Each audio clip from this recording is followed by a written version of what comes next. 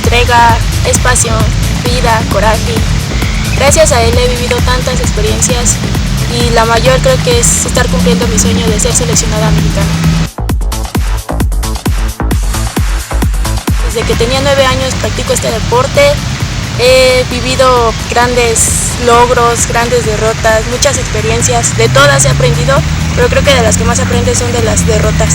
Aprendes a ser más fuerte, a no caerte, a no dejarte de los demás y ser más entregada a este deporte.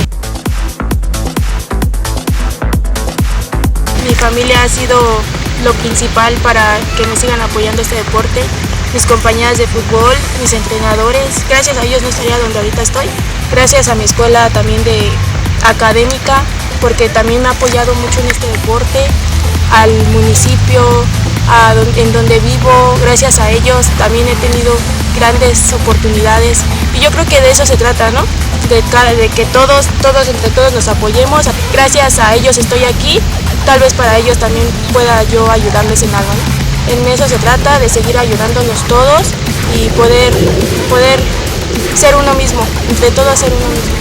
Fútbol para mí es más que un deporte, para mí es un estilo de vida.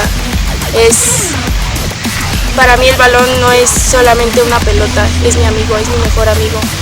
Y dentro y fuera de la cancha siempre estoy con él. Y que tal vez me tomen como un ejemplo, ¿no? De que no solamente yo puedo ser seleccionada nacional, sino cualquiera que se lo quiera proponer, con pasión y entrega, todo se puede.